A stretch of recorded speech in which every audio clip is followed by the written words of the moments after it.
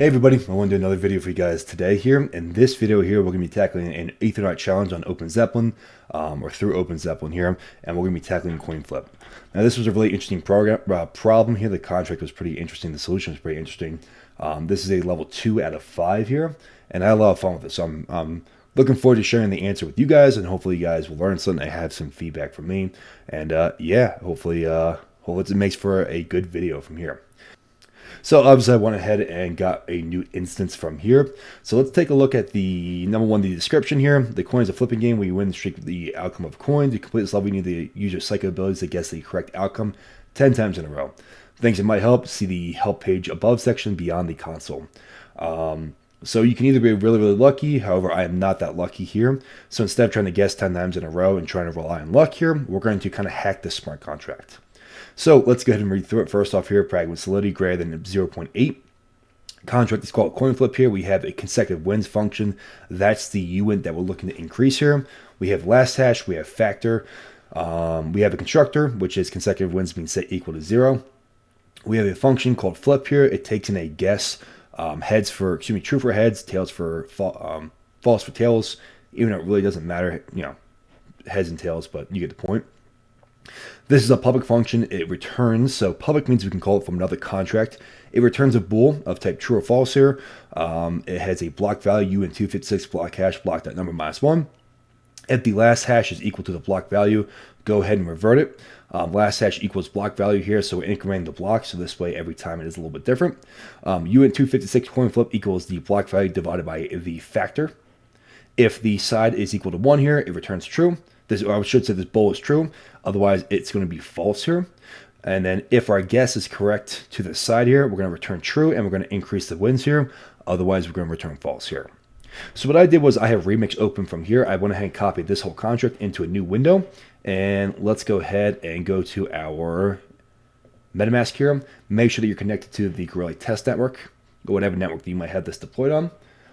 And we're going to go ahead and hook up this CoinFlip contract with this same address from here. So let's go ahead and copy that.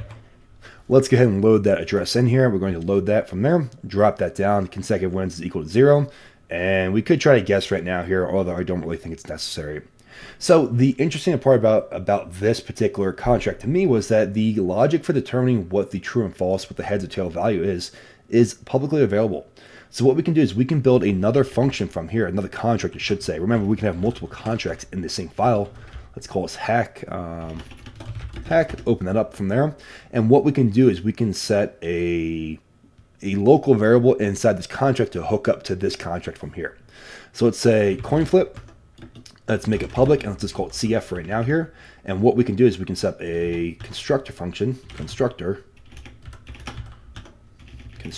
why can't I say constructor function, and we'll take in an address, CoinFlip. We're going to say CF equals a CoinFlip contract at the CoinFlip address that we take in at runtime. CoinFlip. All right. Now that's all set up from there. My formatting looks a little funky, but that's okay. I actually don't know why it looks so weird. But whatever, no big deal right now.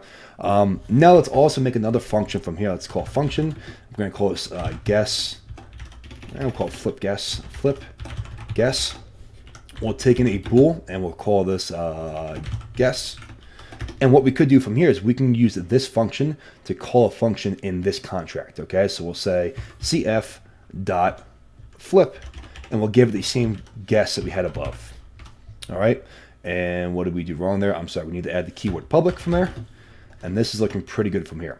So this doesn't really hack the contract, but it extends the ability of the contract. You're going to see what we're going to, not extending the ability, but we're able to interact with this contract from this contract from here. And it may not make sense right now, but the more, this will build into the next step here. So what I'm going to do is I'm going to collapse this down from here. I'm going to go ahead and deploy the hack contract. And we need to give it an address here, because if we don't give an address, it's not going to work here. On the constructor, we need to give the address that we have on this one right there. So let's copy that. And let's paste that right there. And we're going to get rid of that just so we're not confused. And let's go ahead and deploy this. And then what we're going to do is we're going to approve the transaction through MetaMask. Looking good. So now let's go to our hack contract here. And let's give it a guess here. Let's just say true for right now here. True.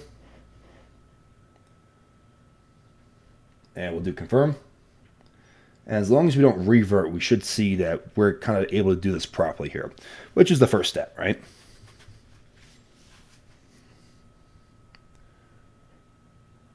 And we'll wait on it here. Pending, pending, pending. Cool, that transaction went through. So we actually did guess that one right one time here. Now, if I try to guess again, I might get it wrong here. So what I'm going to do is I'm going to get rid of this hat contract here. We can see that this doesn't change the variable on this contract here. That variable is still stored. So we got rid of the hat contract, although it's still on the blockchain. We just got rid of it in our deployed little interface from here. Now, what I can do from here is I can copy some of these variables over. Let's definitely copy over a factor from here. Let's paste that right there. And what we can do here is we can copy this here too. And we can sort of build up the same logic that they used to get the correct answer in our function from here. We don't need that from there. Let's use this.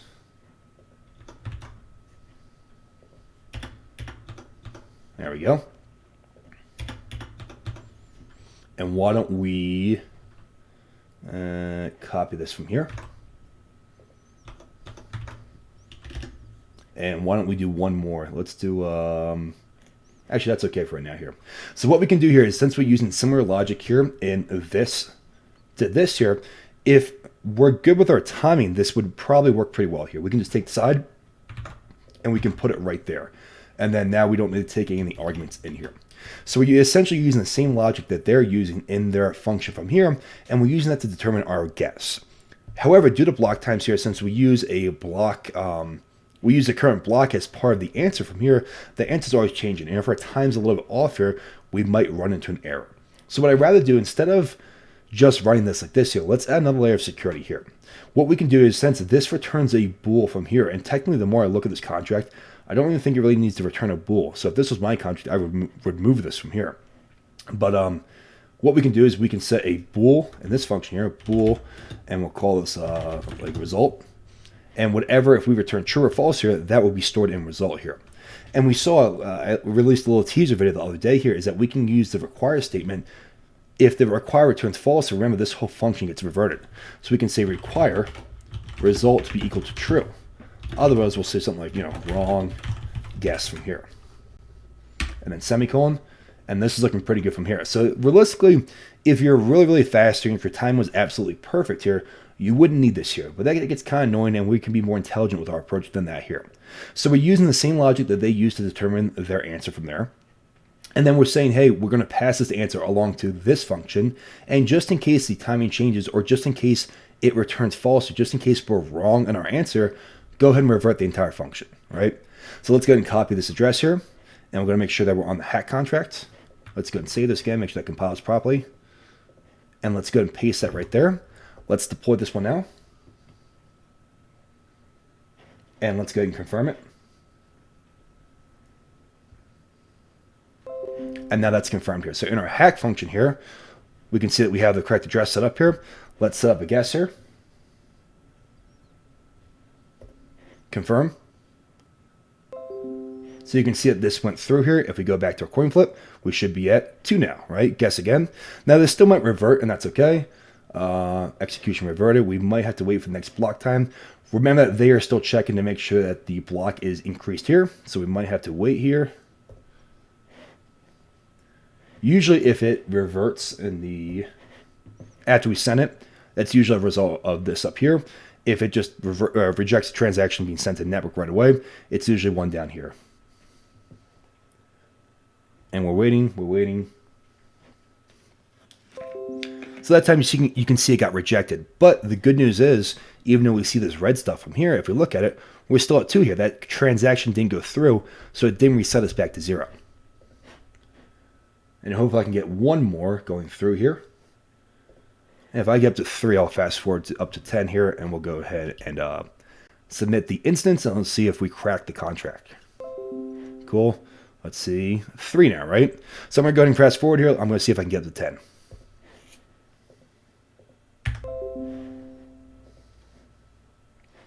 All right, we're at now. All right, we're now at 9 here. Let's see if we can get to 10 here. And of course, I did it a little bit early.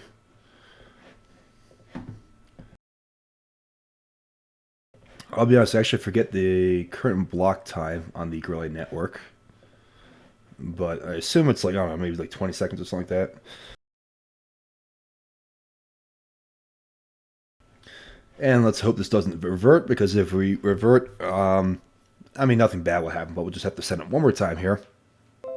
Cool. And now we should be up to 10 consecutive guesses in a row here, or consecutive wins, I should say here.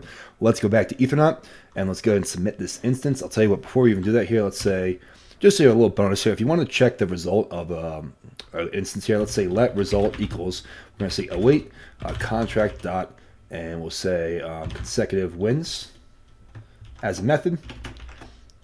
Run that. And then we're going to get undefined back here. If we just say result, we're going to get some weird stuff. I mean, you can kind of find it here. The easiest way is just go to string. And then we can see we have 10 in a row here. So let's submit this instance, and let's see if we did it correctly here.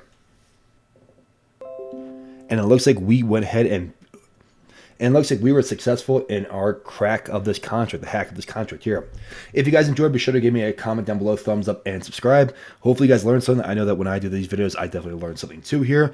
And I think that's going to be it for this video, guys. And then one final thing here, if you guys have the ability to, I definitely would appreciate if you guys could go down to a local animal shelter, maybe donate a few blankets, maybe donate a few toys or anything like that, anything to help those guys out, because especially now it's January here, a lot of those animals are getting cold, they're hurting, and they're they're not doing so hot right now. So if you can support them, I definitely appreciate it, and I hope you guys have a great day, and I will see you guys in the next video.